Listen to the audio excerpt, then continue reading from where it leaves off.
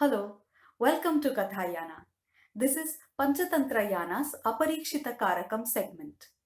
Continuing from the last video, the judge answering to one of the questions asked by a person from the assembly in the court said that if one lacks wit, that if one is not able to examine or think of properly about a matter, then it is wise to ask advice from a very good friend or some good intentioned person.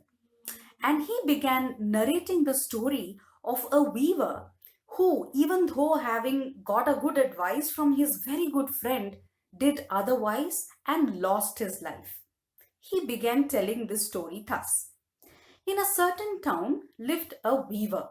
He used to weave clothes and earn his money. But one day, as he was about his work, his loom broke down and he could not work. But he could not give up his work either because his income, his life depended on the loom itself. So the weaver took his axe and went about in search of good wood to build another good handloom for himself. As he went in search of wood, he finally reached the seashore. There at the seashore was a sisu tree. Now, the sisu tree was a very good source of rosewood timber. When the weaver saw that, he was very happy. He said, "Oh, this is a very good sized tree and it will make good timber for my loom. I don't have to go any further," he thought to himself, and took up his axe about to hit the tree when he heard a voice. "Please stop, stop there." The weaver lifted his head up. There on one of the branches was sitting a vampire.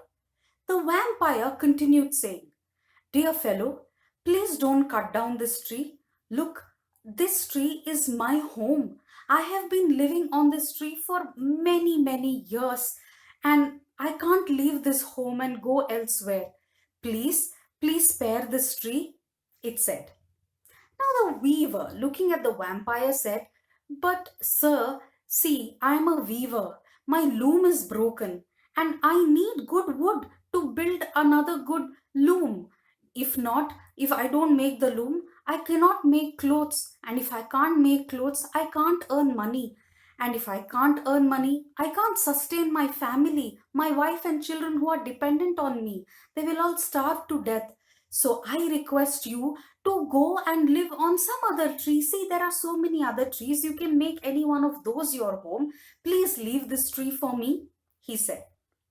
Now the vampire, after a little pause, thinking, he said, "Dear fellow, dear weaver, you seem to be a very nice, good person. I understand your problem. See, I will tell you a secret. I am not an ordinary vampire. I can grant wishes to people. See, if you spare this tree, this home of mine, I will grant you whatever you ask for. Ask me," it said. The weaver, listening to that, was very delighted. He thought for some time, but he couldn't think of what to ask. So he said, "See, I can't think of what to ask you right now. What I will do is I'll go back to my town, ask my friend and my wife what to ask you, and then come back," he said. And he went to his town. When he went to the town, he straight away went to his very good friend who was a barber. To him, he narrated the incident of having gone near the seashore, wanting to cut down the tree, but then the vampire telling him that it would grant him any wish. And narrating all of this, the weaver asked him, "So, dear friend, tell me, what can I ask the vampire?" The barber thought for a while and then said, "Dear friend, go ask the vampire for a kingdom. You take the kingdom. You be the king, you rule that kingdom, and I will be your minister. Then both of us can live in comfort and luxury throughout our life," he said. The weaver, listening to that, was happy. He said, "Wow, that's a very good idea. However, I'll go and ask my wife also as what I should ask the vampire. But the barber said, dear friend, let me tell you one thing.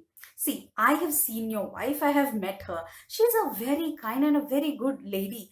She is an expert in all the household chores, but she does not have knowledge of the outside world. She doesn't know what businesses happen outside the house. So my advice to you would be, don't ask your wife any advice. Listen to what I have told and go ask the vampire that.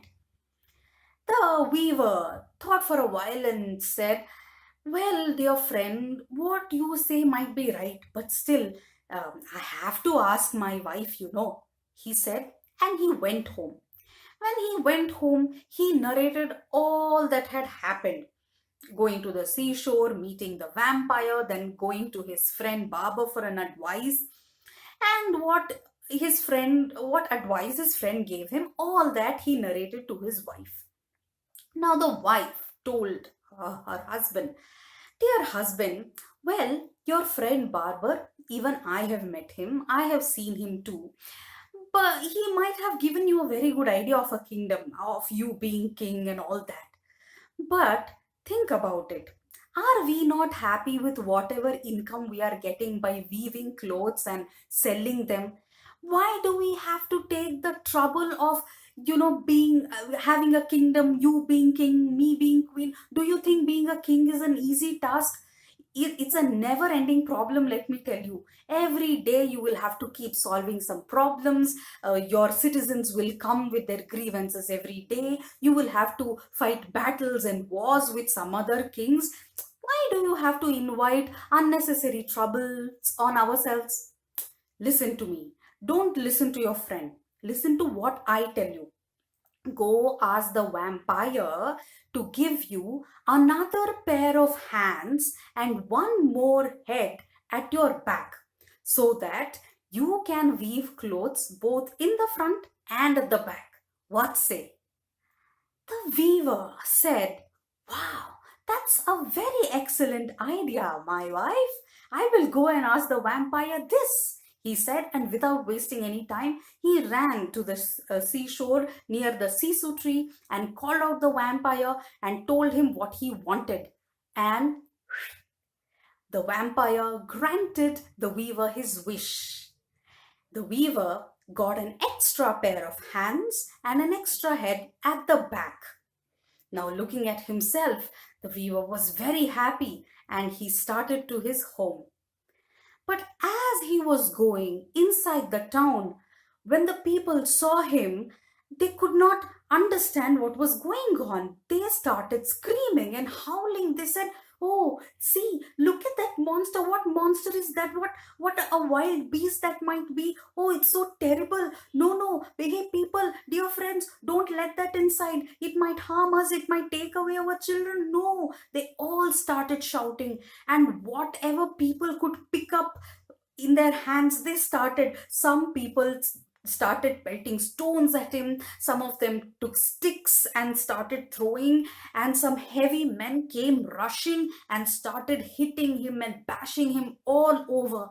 And the weaver, not able to take all those wounds, injuries, and all the hittings, suffocated and succumbed to death.